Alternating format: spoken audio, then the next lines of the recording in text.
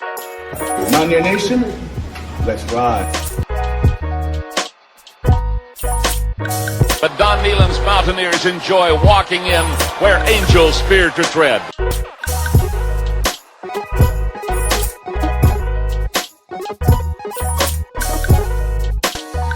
As the hills of West Virginia resound with the sounds of Golden Blue football.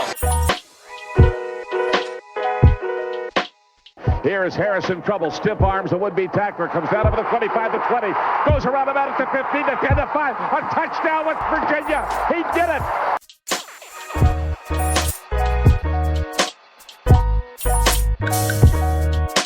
Fakes the Slater one-on-one with the defender. Look at Pat White. West Virginia football. You know what that's about. They don't know what it's about. West Virginia football. Football, table. They can shoot up on time. No more hair in the helmet. Let them know. Leave no doubt tonight. Leave no doubt tonight. No doubt. They shouldn't have played the old Golden Blue. It is a great night to be a Mountaineer wherever you may be.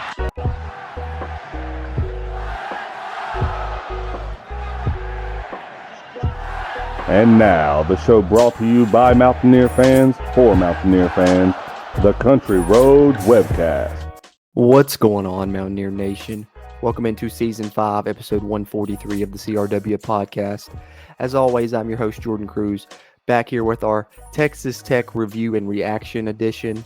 The Mountaineers fall in Lubbock 48-10 in a very embarrassing performance, to say the least, to drop the Mountaineers to 3-4 on the season and 1-3 in Big 12 conference play thus far in 2022. I don't know where to begin with this one. Really, I think, like a lot of people, I'm a little bit out of a loss of what we saw. More specifically, what we saw from the offense. I think it had been a good to above average offense that we'd seen from West Virginia so far in 2022. And we thought, going up against, what had been statistically one of the conference's worst defenses, that the West Virginia Mountaineers would at least be able to score some points, although we were a little bit worried about the other side and knew Texas Tech may do some things offensively. I think for the most part, we were all expecting possibly a shootout and for the Mountaineers to, be in it until the end. But in kind of the opposite effect, West Virginia was really never in this game. I mean, the first half, they kind of kept it close. It was 17-3 at halftime with the Mountaineers getting the ball, and you had a little bit of hope that maybe the Mountaineers could score and make it a touchdown game, a single-score game, but they ended up going 3 and out there, I believe. And then, of course, before the half, you had a chance to make it, 17-10 or at least 17-6, and you're in the nearing the red zone there, and you try and throw a ball up, and it gets intercepted, so you turn that over and get nothing out of that as well. And that was just kind of the story of the game for the Mountaineers in this one to me, is missed opportunities. And, I'll get into each side of the ball a little bit as we progress throughout the episode. I'm going to try and keep this one short and sweet because, like I said, I don't know what too much you can really say about this one. If you watch the game, you know what type of performance it was. You know the state of the program right now, and I'm sure you're hearing the rumblings all over the social medias of, from West Virginia fans about the coaching staff and what's going to happen moving forward and what may or may not happen. And be that as it may, I'm going to try and stick to the game as much as possible that I can here for this review and reaction to Texas Tech edition. So last week I started a series over on our YouTube, which appreciate you guys tuning in here on the audio side to the podcast. But I wanted to give a chance for you guys to hop over to the YouTube as well. And in order to do that, I wanted to promote something that I started last week there. And what I'm going to do is I'm going to feature it here on the podcast version. I'm going to just break the video off out of the podcast version for the YouTube side. So that way you guys that listen to the show on the audio only side can get a little preview of something that we do YouTube exclusive there on the Country Roads Webcast YouTube channel. And then, of course, the YouTube side will still get the smaller video version of the snap counts as well. So that's what I'm going to do here is I'm going to break down the snap counts that kind of stuck out to me for the West Virginia offense and the defense in this game against Texas Tech before I get into the breakdown of the West Virginia offense and the West Virginia defense in this game that they lost to Texas Tech. So having said that, let's take a look at the snap counts and some interesting numbers that stood out in the game against Texas Tech.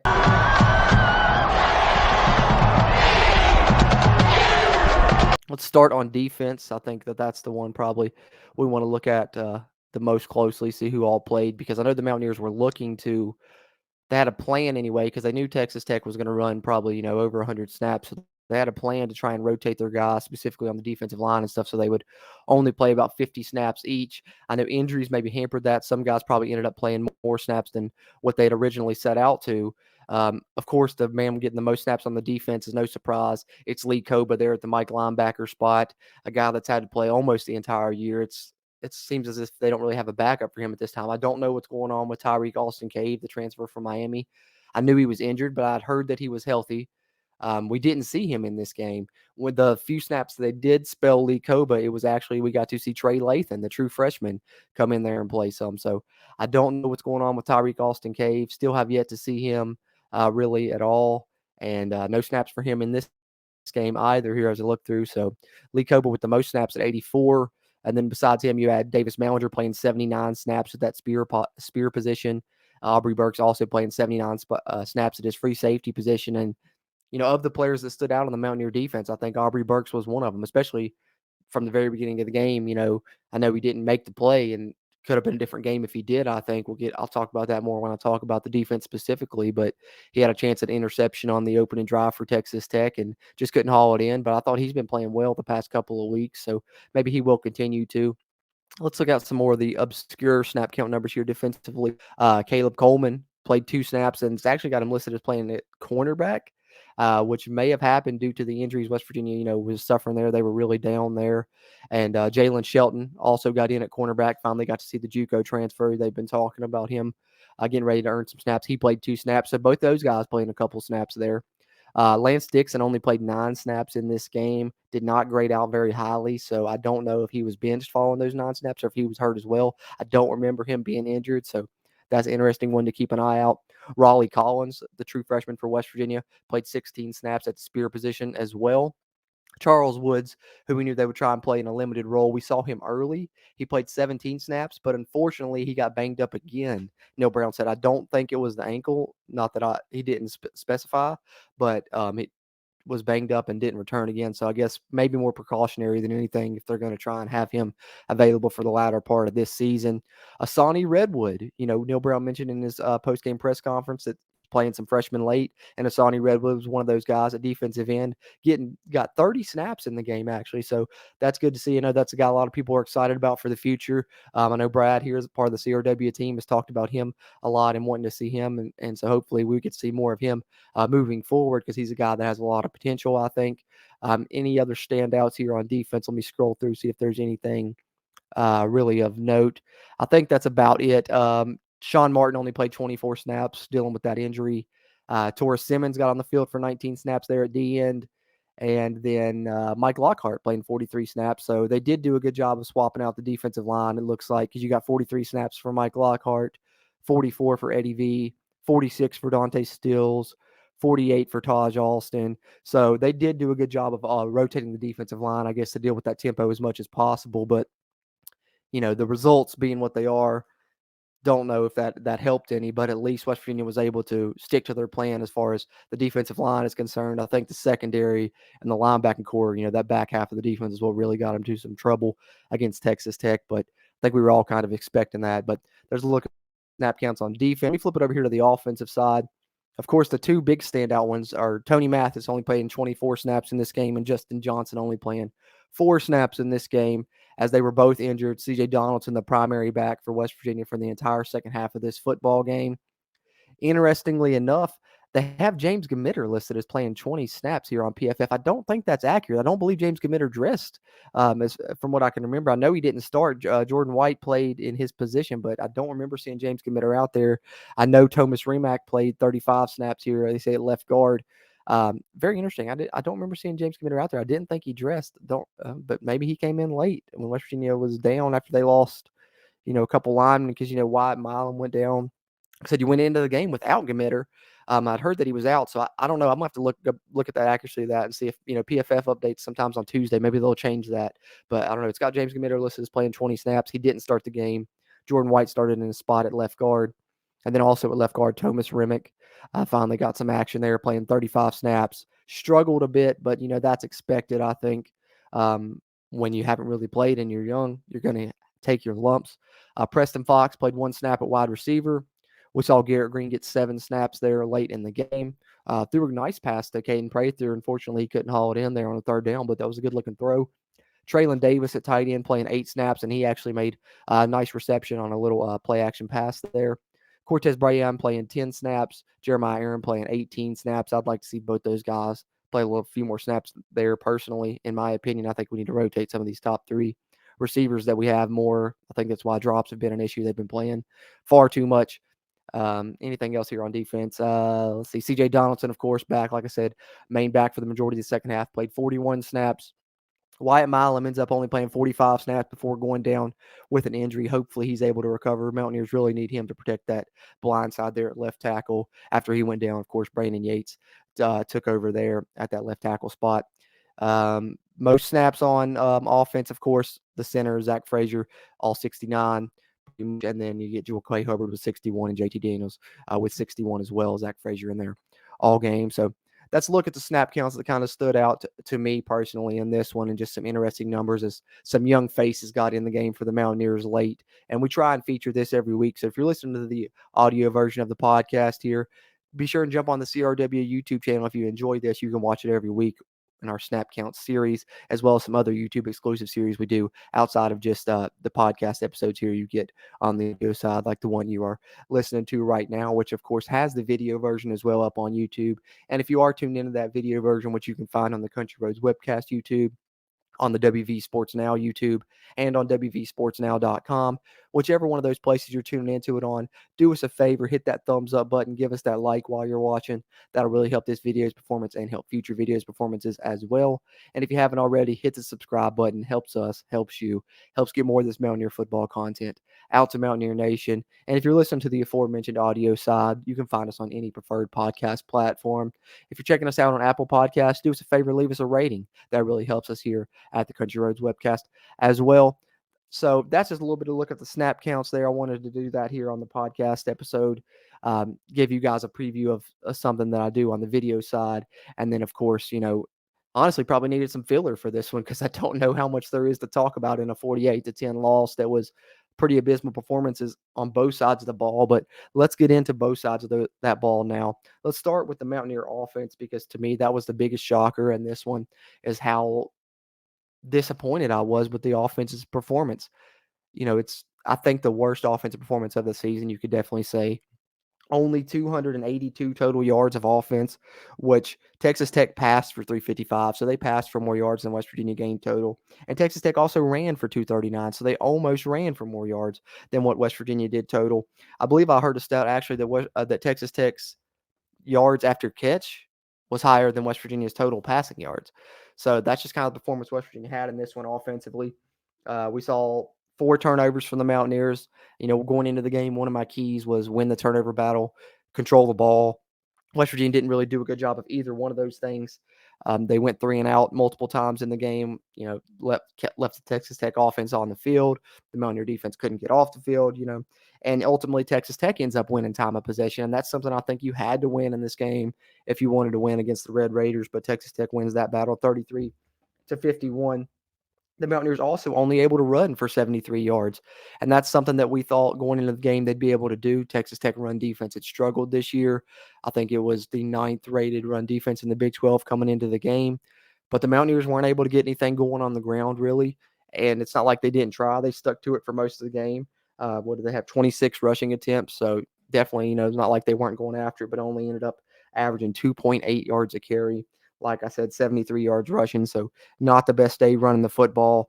I think when it came down to it late, like I said, CJ Donaldson had to take every snap in the second half because Tony Mathis and Justin Johnson both went down with injury. And, CJ Donaldson, someone we've heard about his conditioning possibly being an issue and why he hasn't played as much. So I think he was probably really worn down late in the game. And I think that's one of the reasons he had the fumble that he did. He lost a fumble late in that game as well. I think that could be accounted to that as well. He finished with 12 carries, 33 yards. Tony Mathis, 7 carries, 33 yards.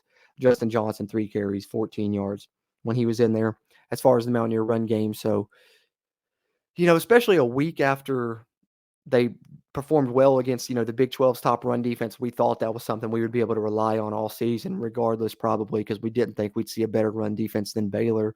Still argue that we probably won't, but for whatever reason, they couldn't get it done against Texas Tech. I don't know if Texas Tech knew West Virginia's plays really well and was prepared and watched, did a great job on film. But whatever it may be, Texas Tech does have some pretty good defensive linemen, but whatever it may be, the Mountaineers were not able to run the football, and the Mountaineers, were not able to pass the football either when you flip it over to the other side. And speaking of those Texas Tech defensive linemen, number 19, Tyree Wilson, I think is a big part of that. They were comparing him to Myles Garrett on the TV broadcast. He was standing out during the game. But my problem is I think the Mountaineers were scared of him. It seemed like they were fearing, I don't know if fearing him specifically or fearing the TTU pass rush, but whatever it was, they did not really throw the ball downfield in this game. We saw them do it a little bit out of desperation when they needed to late, when the Bryce Ford Wheaton touchdown got and a couple pass interference plays, the one Sam James had that they overturned the review on, which I don't agree on, and they tried a shot to Reese Smith, which not the best decision in my opinion as far as who you should be targeting on that play in the half. But for the most part, it was a lot of sideways stuff for the Mountaineers, which typically you do when a team has a really strong pass rusher. They're really strong in the middle, and you don't feel like you'll have time to let these downfield passing routes develop. But I know they have Tyree Wilson, but I didn't think Texas Tech had shown that they were so great at the pass rush. That was our game plan going into this one. And I know a lot of people have been talking bad about the tunnel screens because of that, but in my opinion, the tunnel screens have not been that bad of a play for West Virginia this season. Even in this game, Texas Tech shut down a lot of them because I think after a point they knew they were coming. But, I mean, we saw Sam James have a big catch on one. And throughout the season, we saw Bryce Ford Wheaton have a touchdown on one and stuff. So I think it's something we need to incorporate into the offense. Don't go away from it completely like everyone is wanting West Virginia to do. And I think that's just because in this game, it was not successful, minus the one to Sam James. So I think that's why everyone's kind of harping on the tunnel screen. But we need to incorporate it sparingly. I think for me, the big issue is not how many screens we threw. I'm fine with incorporating screens when we need to, especially when we were struggling to run the football. You got to have some extension of that run game. To me, I think I just want to see more downfield throws. That's what my one issue has been, in this game with the offense and kind of throughout the season. And really, if you want to look at it, it's kind of, it kind of shows throughout the Neil Brown era, I guess you could say, really. The one thing for me during the Neil Brown era that I've now, came to realize, I guess, in the fourth year specifically, because over the first 3 years it was this way, but getting Graham Harrell, we thought it'd be more high flying and stuff, is the West Virginia offense is just not like exciting, not explosive. It's a little bit of a dull product in the Neil Brown era, like to watch, even when they're successful. It's these long, methodical drives. We don't have very many explosive, big chunk plays to guys that are wide open. I mean, you could probably count on one hand, at very least on two hands, how many times that's happened in 4 years. And that used to happen, multiple times in a game for West Virginia throughout, the history, go back to the Rich Rod days and then, to the Stu days and then to the Holgerson days. That was one thing West Virginia always had. That was kind of their claim to fame, was exciting, high-flying offense. And that hasn't been the case in the Neil Brown era. And I think a lot of people were excited when we got Graham Harrell because we thought we were going back to that. I've seen some people say this offense doesn't really look like a Graham Harrell offense, people that have watched Graham Harrell in the past. And I tend to agree with them a little bit. I think, Neil Brown said he was going to let Graham Harrell have full autonomy, and maybe he does as far as play calls. But I certainly believe that Neil Brown had a hand in, shaping the way this offense was going to perform. And, they're not going to open it up, because I would love to see JT Daniels and us running, the type of offense we ran under Dana, the type of offense we just saw Texas Tech ran, that high tempo, high flying offense. But we haven't seen that from West Virginia in the Neil Brown era. And I think that's just kind of his style to play a little bit more slow, grinded out, balanced offense, complementary type of football. And in this year, I can't really blame them. I think, maybe they had the plan to be that high-flying offense, but when they saw the West Virginia defense that they had, they didn't have a choice but to be more methodical, because they have to try and play more complementary football. With as bad as West Virginia's defense is, they've got to try and slow the game down and play a different way. So maybe that plays a part this year, but I think that's the one thing over these 4 years that has really been missing to me when we're talking offense, is just the excitement of it. It's not really that exciting to watch for the most part. Even, I heard someone talk about us leading a stat of being having the most contested catches in the nation. And that's great. But I think also that shows that our receivers haven't really got separation a lot. They're having to make contested catches.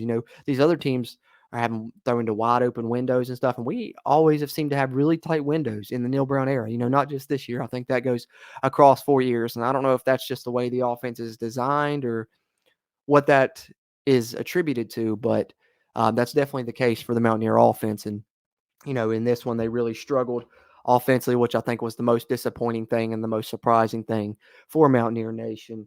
We saw JT Daniels have his worst game yet as a Mountaineer. He threw 3 interceptions, one of which may have not been his fault, but the other 2 pretty much were. Just a really bad day for him. 194 yards. They threw the ball 23 times. Threw the ball 36 times, completed 23 of them, only 194 yards. So you can see there how the ball wasn't going downfield. Only 5.4 yards average per completion there. Did have the 1 touchdown to Bryce Ford-Wheaton. Receiving wise, Bryce Ford-Wheaton led it 5 for 53 and a touchdown. Jeremiah Aaron with 3 for 45. Sam James with 6 for 44. Caden Prather with 4 for 30. So those were kind of the standouts there in the passing game, but the worst performance we've seen from the Mountaineer passing game this season in a game where the offense really struggled. So that's kind of just a little bit of a breakdown on the offense on my part. And, to wrap it up, I mentioned the running back issue, CJ Donaldson having to take a bunch of snaps in the second half. They're talking about that as far as why, because this is kind of a question I have. We travel 4 quarterbacks on the traveling roster for away games, because away games you can't have as many as you do for home games. I think you can only travel 75, I believe is the number in the Big 12. But for some reason, and I don't know why it is, West Virginia travels 4 quarterbacks. You're not going to need all 4 of those quarterbacks. You might need 3, but West Virginia only brought 3 running backs. I think you should have brought Jalen Anderson or Marquand Rucker, if not both. Why not travel 4 running backs and 3 quarterbacks? Especially, you run into something like this, and especially now with 2 of them potentially banged up, I think you have to, because the second half, West Virginia, maybe CJ Donaldson doesn't fumble if he has someone to spell him. I'm not saying that for sure. He could have anyway, but I definitely think he was tired, and I definitely think that you probably have there's definitely a more likely possibility that you'll need a 4th running back than you'll need a 4th quarterback. It's just my opinion, just something. And then to wrap it up on the offense, the only other thing, talking about play calling that really stuck out to me that I wanted to talk about, I think is the one that everyone's kind of been talking about. The play before half, you got a field goal in your back pocket. You want to take a shot to the end zone and then, kick the field goal, which is fine. I don't disagree with that. What I do disagree with is why would we take that shot and throw a fade route to the 4th least likely option to catch it out of our top 4 receivers? Not that he doesn't have good hands, but Texas Tech's corners were 6'2" and 6'3". We have 2 6'3" receivers and a 6' to 6'1" slot receiver, and then we have a 5'9", 5'10" slot receiver. So why did we throw that play and design that play to throw it up to the 5'9", 5'10" receiver versus the 6'2", 6'3" Texas Tech corner? I don't know. That's just one of the play calls that stuck out to me that I didn't agree with. I think a little bit questionable there. Maybe a questionable decision by JT with ball placement as well, or to even throw it if he was covered up. I don't know. Maybe he thought he could get another interference call, set him up near the goal line, take another shot, and then have a chance to kick the field goal. But with 3 in your back pocket, it just wasn't a good thing all around. So to wrap it up for the offense, only produced 7 points. That hurts. Just a struggling day all around. And hopefully they're going to have to get back on track if the Mountaineers want a chance to be successful moving forward. Flipping it over to the other side defensively, the Mountaineers, it's kind of more of the same. And that's really hard to deal with when you've got a struggle on defense already, and now injuries are piling up as well. You didn't have Andrew Wilson-Lamp for the first half. You thought you had Charles Woods back. He gets banged up after 17 snaps, so you don't have him. Wesley McCormick wasn't there, so you're playing, Malachi Ruffin, you're playing Jacoby Spells, a true freshman, Malachi Ruffin, a former walk-on. You got Mumu, a true freshman. You got a JUCO transfer in Jalen Shelton that hasn't even touched the field yet this season. Trying to get him a couple snaps. You're having to get Caleb Coleman a couple snaps at corner, and it's really a recipe for disaster when you already have a secondary that's been, abysmal really throughout the season without those injuries. And now you've got those injuries piling up. So they're really stuck between a rock and a hard place. But having said that, there's definitely things they could do that could help themselves defensively. I'm sure you've seen the screenshots going around of Texas Tech lining up in these stacked formations, and they'll have 3 receivers in a stack. West Virginia not only playing, off that stack, but they'll have 2 guys to cover 3, or they'll have 4 guys in a stack, and West Virginia will have 2 or 3 guys to cover 4. I mean, I'm not a football savant or anything, but basic math is basic math. And I think that that's on the players, making the same mistakes, still not lining up, still not knowing where they're supposed to be. And you're in game 7 of the season. That's a huge issue right there. And, West Virginia, the one thing defensively I also thought they could do to help themselves that I was so surprised that they didn't, right, is you knew Texas Tech was going to go for every fourth down almost. And they did. And they were 6 for 6 in the first half up until West Virginia finally got a stop on one of them. And they would run it, and they were going to run tempo super fast, and you knew that. So if they're running this tempo super fast, they complete a third down pass to get it to 4th and 2, 4th and 3. You know they're coming really quick, and they're going to try and snap it fast and get those 2-3 yards before you're even set. So maybe after they've done it, maybe if after they're, I don't know, if after they're 2 for 2, after they're 3 for 3, after they're 4 for 4 doing this, after that third down completion, West Virginia had timeouts. They took timeouts into the half. Why not take a timeout after that third down completion? At least slow it down and set up something for the fourth down play and give yourself a chance. So I don't know. That's one thing on defense that stuck out to me that I didn't understand why they didn't do that when Texas Tech was converting these fourth and shorts with this hurry up tempo over and over again. And, most of the time it was either just quick hit screens where West Virginia didn't have enough guys out there. Texas Tech would line up in a stack, 2 guys, 1 West Virginia corner recovering them. He blocks the guy gets the 2 yards, first down. Or, quick inside handoff, West Virginia's not ready, and they get it. So, I don't know. That stuck out to me as far as Texas Tech converting the fourth downs, but it's a very aggressive Texas Tech offense. I love their game plan, love the way they play. Super fast, one of the fastest tempos I think I've ever seen. It's nuts to watch. But, what else it is? It's really fun to watch, especially, they go for fourth downs even in their own end and stuff. So, I like that. They ended up with 594 yards of total offense. And listen, they really took their foot off the gas in the fourth quarter. They could have had more, if we're being honest. 355 yards passing, 239 yards rushing, 9 for 20 on third down, and 6 for 7 on fourth down. 33 first downs they picked up in the football game. Baron Morton, the true freshman quarterback for Texas Tech, really did some good things. 325 yards passing, 2 touchdowns while he was in there. And then running the football, Texas Tech has hurt West Virginia run the football in the Neil Brown era, and that continued again. 17 carries, 107 yards, and 2 touchdowns for Taj Brooks, and then 59 carries and a touchdown for Roderick Thompson, Shaq Thompson, linebacker for the Panthers. I'm still stuck on some NFL stuff from yesterday, I guess, after listening to the Panthers game, but I digress on that. Defensively for the Mountaineers, Aubrey Burks, 10 total tackles, tied for the lead in the team with Davis Mallinger, and I thought Aubrey Burks was the one standout performance for the Mountaineers defensively. Also had 2 TFLs, a sack, and then, of course, the should have been interception, and it results in a pass deflection. Really like the way he's starting to play for the Mountaineers. I think they've got a good one there. At free safety is one positive you can say about the West Virginia defense for sure in this one. But beyond that, there's just not too much to say. The one most negative thing that continues to be the most negative and disappointing thing for me for this defense is not the fact that they're getting beat, not the fact that receivers are open. You've almost come to expect that. It's the tackling. The poor tackling is what gets me. I mean, it's been all season. I think we got to be one of the worst tackling teams in the country. I don't know the numbers statistically, but it's got to be just from what I've seen from the naked eye. I don't see how it couldn't be. I mean, specifically the play that stands out to me is late in this game, Sir Roderick Thompson, I believe it was, or I think it was Sir Roderick Thompson on his touchdown run, stiff armed like 4 Mountaineers in a row. And it's embarrassing. It's ugly to watch. And the Mountaineers continue to go for arm tackles. Their pad level's not down. They've talked about that. And it's the same little fundamental mistakes they've been making all season is still continuing. We saw it against Pitt, and we're still seeing it in Game 7. So I guess we're going to continue to see it unless they decide to, play some of these young guys, which they are threatening to do so, and I don't blame them if they do. But I think, to me, the main thing is maybe you don't have the pieces. Maybe you're going to get beat. Maybe you're going to give up yards. But I just want to see a little a little effort, more so than what we've been seeing from the defense outside of a few people here and there, the Dante Stills, Jordan Jeffersons, Aubrey Burks, like I mentioned, Lee Koba's been around the play and stuff, but the linebacking core is really struggling in general for sure. They've been bad for West Virginia. They bite on every play action fake. They get sucked in. They're not good at getting off blocks. I can go on about that. The back half of the defense for West Virginia has been bad. The defensive line has been good though, so that's the bright spot. But moving forward, I just want to see a little bit more want to focus on your fundamentals and just put the effort forward at least. No arm tackles, at least, if the guy makes a catch, just get him down.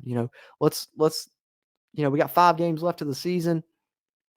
Our defense may not look the best overall, but let's at least look like we want to be out there and like we're giving a little bit of effort, because in this game, it didn't look that way at all across the board for the most part for the Mountaineers on defense. So really, tough performance for the Mountaineers defense. Texas Tech scores 48, and the Mountaineer defense really just, I don't want to say never showed up, because they did do a good job in the second quarter keeping it at that 2-score margin to give the West Virginia offense a chance, but West Virginia offense didn't do them any favors, and eventually you're going to wear down, and then Texas Tech just ran it up in the second half. So I really don't know what to do or say about this defense, moving forward as far as improvement, what the Mountaineers could do. Just kind of is what it is right now, I guess, as far as this West Virginia defense. Like I said, the pieces aren't really changing. The only thing you can hope for is to get a little bit more Charles Woods involved moving forward in these final 5 games. But I don't know. We're going to have the offense play like they did for the first 6 games of the season for the Mountaineers to have a chance, because this defense is really struggling, and they're going to face their toughest task yet. Top 10 team, undefeated, TCU coming into the country. Coming into Morgantown for homecoming with one of the best offenses in the country. So we'll see what happens there. But in this one, the Mountaineers struggle on defense. Last thing to talk about, of course, special teams. And really, I guess it had the best performance out of the 3, if you're talking offense, defense, special teams for the Mountaineers in this game against Texas Tech. But it's not saying much. They didn't really do anything game-changing. Casey Legg was Casey Legg again, knocked through his extra point, hit his field goal attempt, remains perfect on the season. Oliver Straw's punts were all good. Punt coverage was good. They didn't really do anything to lose the game, but they didn't do anything to win the game either. So, they did their job, I guess. You can say that about special teams. And when your special teams is the best unit of the day and they're not making any, big plays, any game-changing performances, that's not where you want to be. If your special teams is the best unit of the day and you got a couple punt blocks or, kick return touchdown or something like that, then that's good. But in this game, West Virginia's special teams was their best unit, and they didn't really even do anything special. So that just kind of sums up the performance in general right there, I guess, for the Mountaineers. But like I said, not going to get into play of the game of this one, not going to get into player of the game for this one either. If I had to do play of the game, I think that interception that I've mentioned a couple times that Aubrey Burks could have had on the Texas Tech's first drive may have changed this game a little bit, but who knows? Maybe not. Just the way it ended up going, maybe West Virginia was destined to lose this one from the beginning, but they have 5 more chances left to get a win on this season. Like I said, starting with TCU next week. We'll be here to cover it moving forward on the Country Roads webcast. Really appreciate you guys tuning in here to Season 5, Episode 143 of the CRW Pod, our Texas Tech Review and Reaction edition. If you're listening on the audio side, like I said, be sure and hop over to the YouTube side for some exclusive things. We'll have the PFF grades out this week. Some other, YouTube exclusive things always popping up there as well. A lot of video coverage on the Mountaineers to go along with, these long form audio episodes, podcast episodes you hear on the audio side. So definitely hop over to there. Got that coming. Beyond that, basketball season right around the corner. I believe they've got a scrimmage. Actually, the day that I'm recording this, they have a scrimmage, I do believe. So that's coming right around the corner. So be on the lookout for the CRW Hoops Pod starting up real soon with a season preview. Steven will be hosting that. Ryder Deem going to be on there. I'm going to try and make an appearance when I can as well. So we'll have that coming here on the podcast side as well. Beyond that, be on the lookout for Season 5, Episode 144, our TCU preview and predictions coming this week, usually midweek. Try and release that on Wednesday. So be on the lookout for that as well from us here at the Country Roads Webcast. That said, really appreciate you guys tuning in, whether you do on the video side or on the audio side. If you're on the video side here on the Country Roads Webcast YouTube or on the WV Sports Now YouTube, as we are a part of the WV Sports Now network over there on the Sports Now family of networks, really appreciative of those guys. But whether you're tuning in here or there, do us a favor before you head out. Hit that like button, give us that thumbs up. It'll help this video's performance and help future videos' performance on the channels. And if you haven't already, hit the subscribe button. Helps us, helps you, helps get more of this Mountaineer football content out to Mountaineer Nation. And if you're tuning in on the Country Roads Webcast channel, as always, link to our merch store in the video description. Get you a Country Roads Webcast hat, sticker, coffee mug, you name it. You can find it with the CRW logo. And that's one of the best ways to support us as we continue to try and grow the Country Roads Webcast community throughout Mountaineer Nation. And like I said, appreciate you tuning in on the audio side as well. If you're listening to the audio-only version there on any podcast platform you can find. And if you're on Apple Podcasts there, leave us a rating. That'll really help us moving forward. Having said that, that will pretty much wrap us up here for this one, the Texas Tech review and reaction. Hoping for better days moving forward for the Mountaineers. That's all we can do at this point. And let's cheer them on for the final 5 games of the season and let the chips fall where they may. And we'll be here to talk about it all along the way. That being said, as always, I'm Jordan Cruz. And until next time, let's go. Mountaineers. If you really want to know, then come on, let's go. Take a stroll down those